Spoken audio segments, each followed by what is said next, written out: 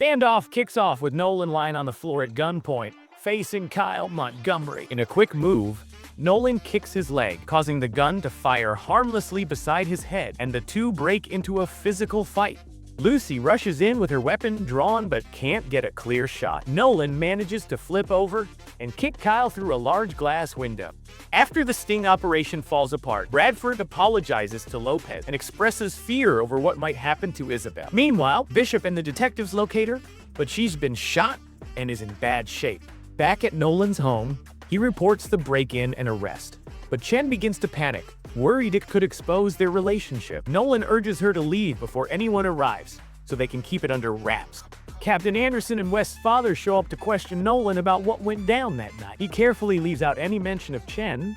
Later, he's called into the captain's office and informed that the investigation into Alex's death has been closed and ruled a justifiable homicide. However, the situation with Kyle is now under review.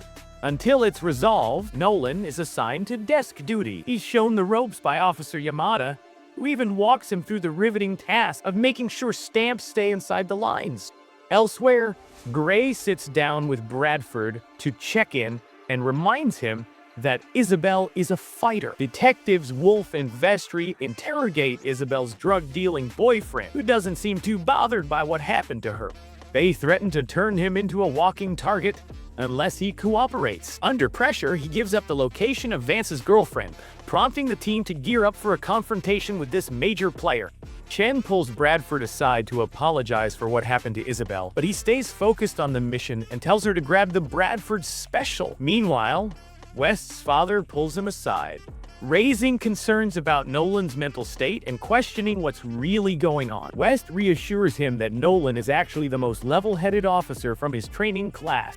Back at the station, Nolan is busy handling civilian complaints when a new issue pops up: a hostile divorced couple using the precinct as a neutral spot to hand off their child. The Mutt heads to work, leaving Nolan responsible for watching her son until the father arrived. While searching for some crayons to keep the kid occupied, Commander West stops him for a private chat. In the interrogation room, West questions Nolan about whether he intentionally lured Kyle to his home to ambush him. Nolan firmly denies it. West seems satisfied until he mentions that Kyle claimed to hear another voice in the house, pressing Nolan again on whether he's being truthful. Nolan stands by his answer and says no. Back at his desk, Officer Yamada checks in to see how Nolan's holding up, then offers to take the kid out for a bite to eat. Moments after they leave, the child's father shows up to pick him up. Nolan quickly realizes the man is intoxicated and decides to hold him at the station for a few hours until he sobers up. Meanwhile, the team heads to an apartment complex. They go door to door until Bradford and Chen finally find her, visibly pregnant and feeling stuck in her situation. Bradford assures her that they'll take care of Vance, which persuades Suziah to call him over. Unbeknownst to them, Vance is hiding in another unit in the building. When Bishop knocks at the door and starts asking questions, he grows suspicious and suddenly opens fire. The team struggle to communicate due to a radio jammer in the basement, but each unit finds themselves locked in shootouts with Vance's crew. Vance reaches Suziah's apartment and threatens Bradford and Chen, but they stand their ground. Meanwhile, Talia slips into an elderly couple's apartment, hoping to treat her injured arm. Luckily, they're well stocked with medical supplies. Elsewhere, Lopez and West make it into another residence unit, only to find their only way out is back through the hallway. To make matters worse, Vance's men are gearing up to force their way in, and Suziah's water suddenly breaks. Thinking quickly, Bradford fires both of their weapons into the hallway, creating a temporary stalemate. The distraction gives Chen the chance to focus on helping deliver the baby. During this, West and Lopez find out from the resident that nobody in the building really likes Vance, and there's a way to shut off the power from the basement.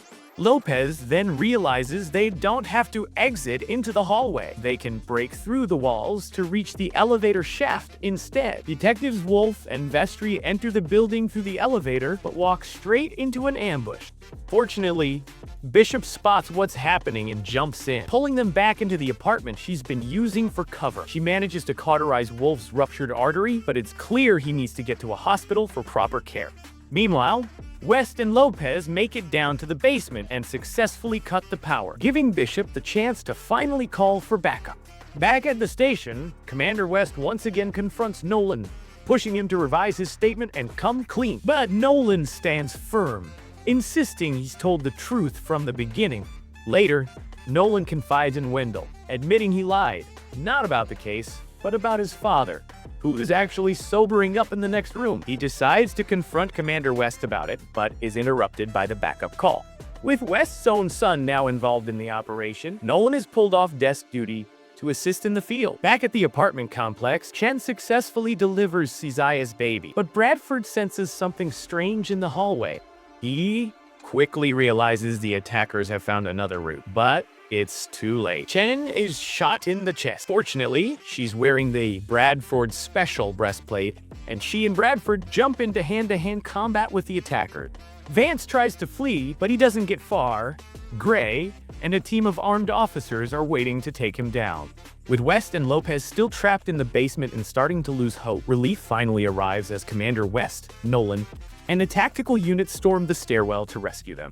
As the suspects are taken into custody and Cezia is rushed to the hospital, Wolf asks about Vestry, but Bishop quietly confirms that he didn't survive.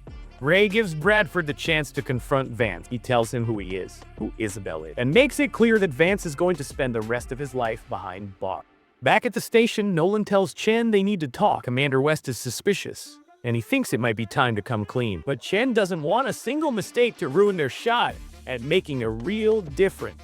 Later, Nolan is called into the captain's office, where Commander West officially clears him of the Kyle Montgomery incident and reinstates him. The episode wraps up with Bradford visiting Isabel in the hospital, rekindling something between them. Meanwhile, Nolan and Chen share a beer to celebrate his reinstatement and their effort to return to something resembling normal.